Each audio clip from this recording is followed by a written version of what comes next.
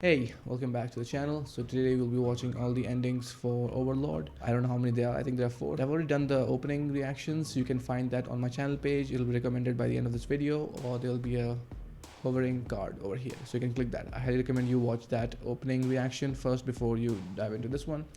I've talked a fair bit about Overlord, and so far I'm pretty enthusiastic about it. The openings definitely wowed me, and I'm quite excited to say that I'll be actually starting the show in a week or two. So if you want to stay around for that, I suggest you subscribe to the channel. And yeah, so what I'll be doing is I'll watch these endings and I'll give you my thoughts about the show and how they complement the openings, what additional stuff that I learned about the show through these endings. So I'm pretty excited because endings generally tend to have a lot more agency with what they can show visually rather than openings, which have the load of introducing the characters, etc. I've talked about this a lot in my other videos. So yeah, I'm pretty excited to get into this. I've already talked about the show, the main character, Bone Daddy Ainz, and I definitely do not regret looking up the fan arts of Albedo. Yeah, pretty excited. Let's get on to this.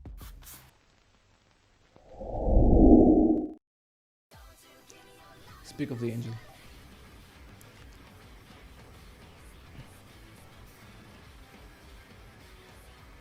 Webs. Okay, spider webs. Is she a half spider?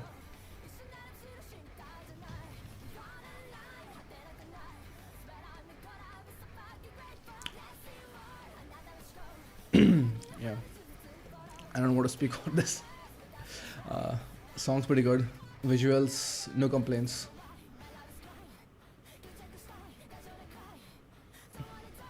Okay, so they're definitely focusing on her character, trying to buy the audience in to the show.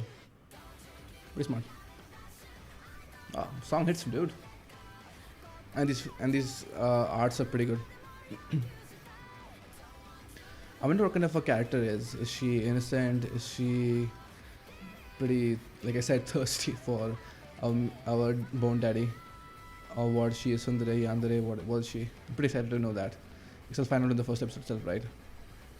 Okay, so ending is these highly detailed panel shots. The complaints, a lot of endings employ these still images. Yeah, you can see the spider dress that she's wearing. Love the song, dude, love the song.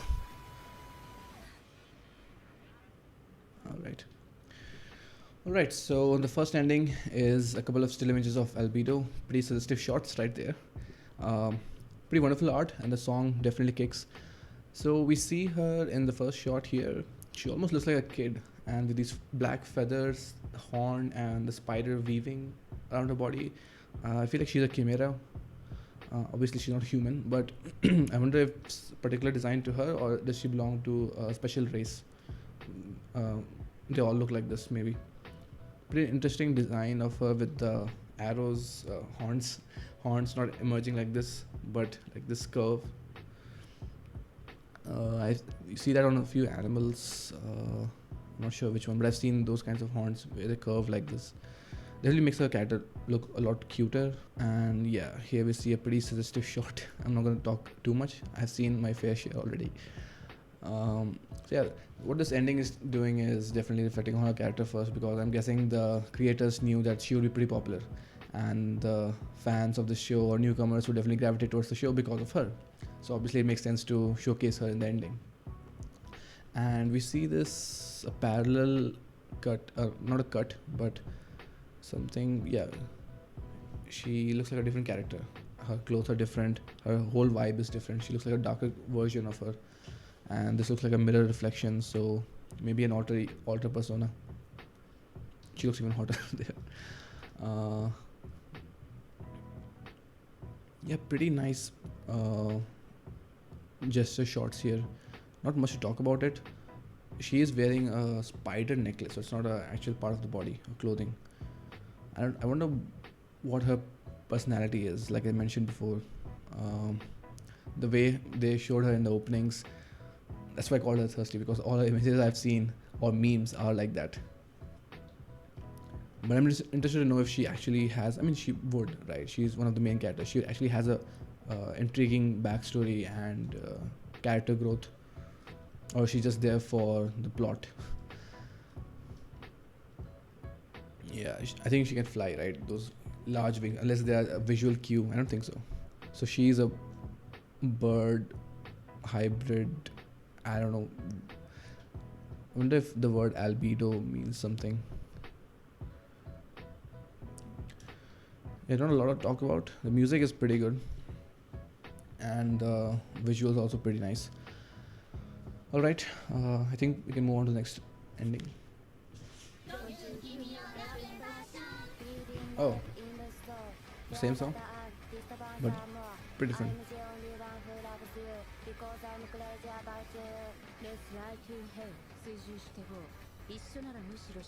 Okay, so we have all the other waifus, I'm gonna say. The way they're speaking the lines. It's almost like they're not even trying.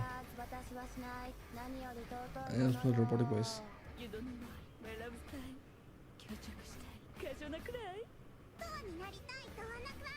I think they're doing something smart here, but then we'll talk about it later.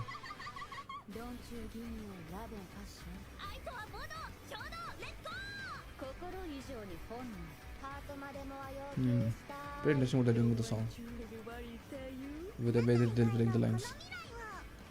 So I'm guessing these are all the competition for Albedo for best waifu. I don't think they stand a chance. Nah. Except for the top one. No, these are all the maids, right?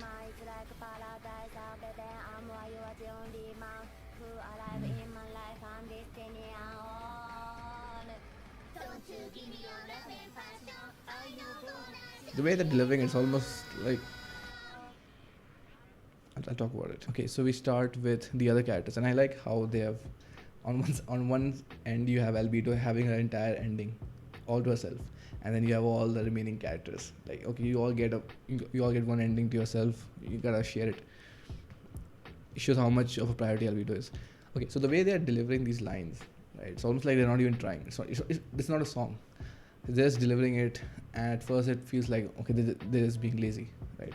But what I find interesting is the way they're delivering these lines is pretty accurate to their characters. Like if someone's delivering a deadpan manner with no energy, that's the kind of character they are. Someone's living in a kawaii manner, that's the kind of character they are. So I'm gleaning a lot about these characters themselves with the way they're delivering it. It's pretty interesting. It's pretty smart there, and also they keep doing that. And this character design is so good, dude. I mean, they just made characters, right? I'm not sure that they're even that important in the beginning. And they have superpowers, definitely. Again, like I mentioned in the opening already, these are pretty cool character designs. They all feel pretty unique, not like your generic harem with your maids all around you, which all look the same. And I wonder how they're being shown as if they're a team on their own, and they have their own group dynamic, their own banter. That'll be pretty interesting. Yeah, the way they deliver, some of them just speak the lines, it's so funny. I think it at first you won't, it might feel weird listening to this ending, but I think it'll grow on you because it has so much of character. Yeah, this ending has a lot of character to it because the way they are speaking the lines, you don't see that. So I like that a lot. I still think the ending one has an edge over it, simply because of the character they shown and the song. And this character has also an alter persona behind her. She is, what is she? She looks like a creature almost, with something like crab-like arms around her. And then you see one long zoom out shot.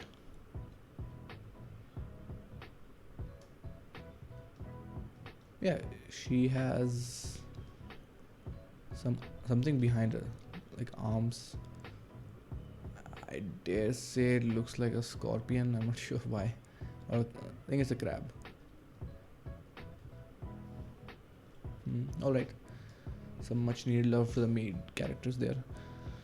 Moving on to ending 3.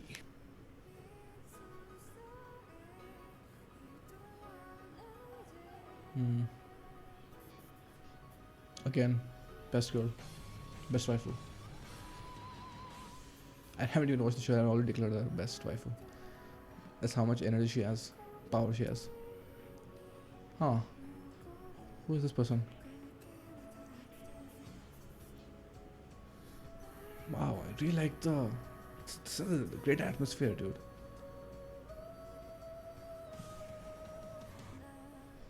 The way the song complements the slow pan shots feels very heavenly.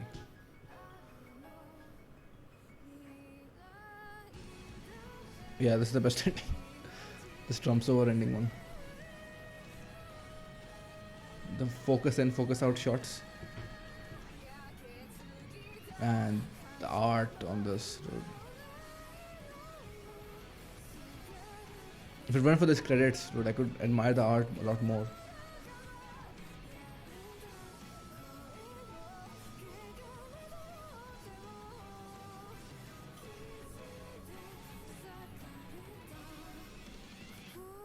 Hmm. All right, some pretty interesting shots there. All right, so this one was definitely the best with the visuals and the music. I feel like they really went together really well. So a lot of these awesome shots. There are two kinds of movements here, right? You have your camera pan, and then you have, these are not still images. These are slowly moving, slowly panning. So you have this double transition that really creates this, and the lighting and the visual effects. This it really creates this heavenly feeling, as if we are witnessing angels. Especially this shot right here. I really like this, and the song really goes well with it. Like they have done some really amazing work with her wings and visual imagery. And then we have this pretty interesting character right here. Now I remember in the second opening or third opening, there were these uh, lizard people that were marching like an army. So this, I think, corresponds to that. And there's this war going on, and they're just marching ahead. But then you have this character, which is definitely someone from their race, but probably a different, probably someone who is very different from them.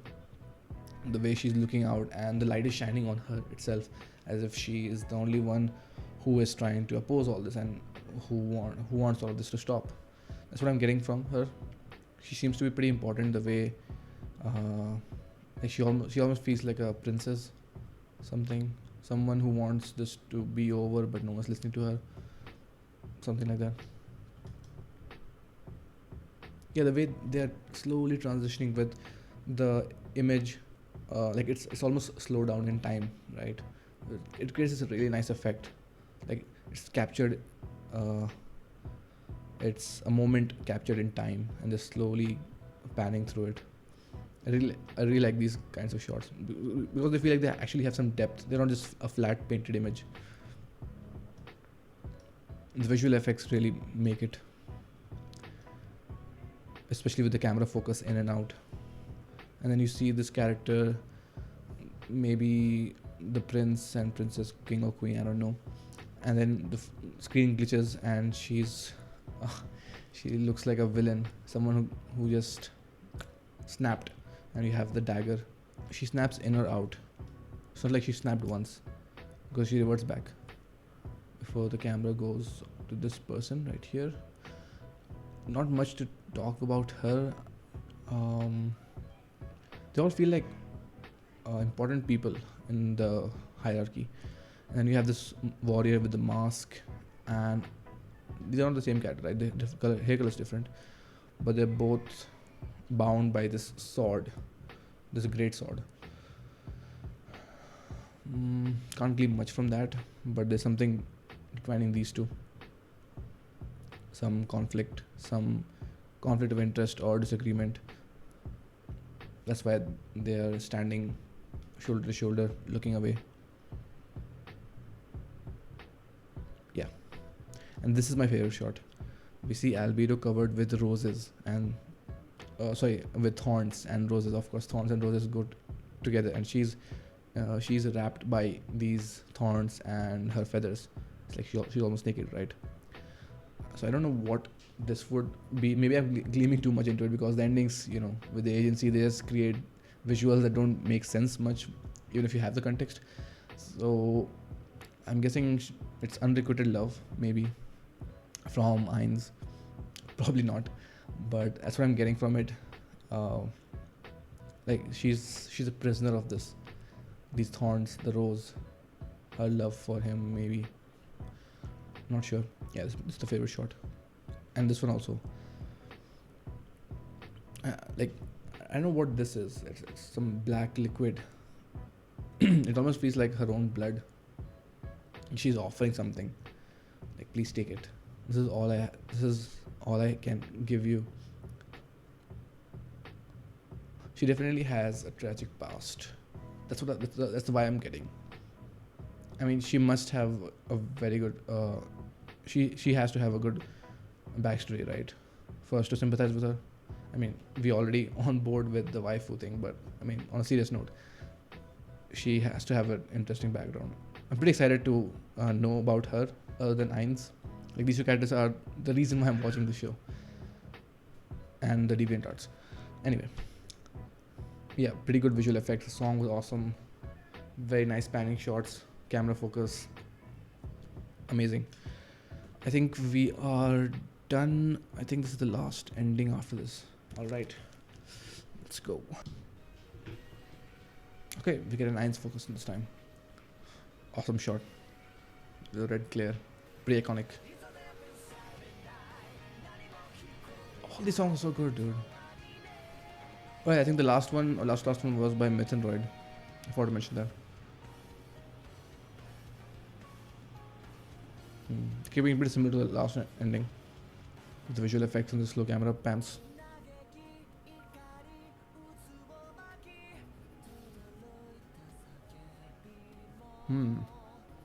Siblings, maybe. Actually, it feels like the end of times, right? Hey, Gilgamesh. Called him Gilgamesh in the third opening when I saw him. Yeah, definitely war has broken out. It's like the end of times. Dude, all these endings are so good. Songs, and the visuals also. I actually love this more than the openings. It feels timeless. The visuals and the endings feel timeless. Nice. Hand reaching out. Oh. What is transition to? Oh, let's see. Oh. What the fuck? Okay, so the ending 4, I think, I don't know, man. All these visuals are so good. Yeah, all of them follow this, especially the last two endings, definitely. They follow this very, it feels like it's very timeless, like I said earlier, with the music and the visuals. Starting with a shot of Ainz, pan out. And this ending definitely feels a lot more foreboding about what's happening in the arc. Like, there's some huge battle and maybe some losses. It's pretty moody. And I like how his the lens flare in his eyes keeps getting larger and larger as his character dims out. See it here. Yeah, right here. I like it. And then we pan to this, and almost every frame you see these cracks. They're almost like branches. They keep growing in every frame, as you'll see later on. Like, it's denoting that they are in danger. Something's out to get them. These two feel like siblings or lovers. I'm not sure, but yeah, they seem to be in danger. The art style is so good. The painterly look, and the focus in, focus out. And these are the troops from our side, I guess, the good guys. Ainz's best soldiers. And again, dude, the designs, the character designs, so awesome. And there we have Gilgamesh, probably the general on the other side, and he also has cracks coming out from trying to reach him. And you have some other guy in the background. The way they've phased him in, it's almost like he's a counselor to Gilgamesh here. The way they've shot him is like he regrets what he sees, what has become. I'm probably reading too much into it. And then you have a drop of blood and those same roots pop out, and then you pan to this montage of all the female characters, all the other characters. And I like how they have contrasted it. The lighting in the shot is pretty good. The way it highlights the silhouettes in the dark. Amazing shots. I mean, whoever painted this is awesome. Yeah, you have all the characters. I think I saw a few recurring faces. Yeah, the other waifu in my list, and the minister guy with the glasses. That's a meme shot, right? With the glasses. And then you have the ace. I just given them nicknames from the opening that I saw. If you watched the opening, you'll know. And then we pan to Ainz. It's almost like he's dead. Like the mask, like his face looks like a mask. It reminds me of Dishonored, the video game. For some reason, he's reaching out, and then breaks. I mean, he doesn't die clearly, but maybe he suffers a huge loss.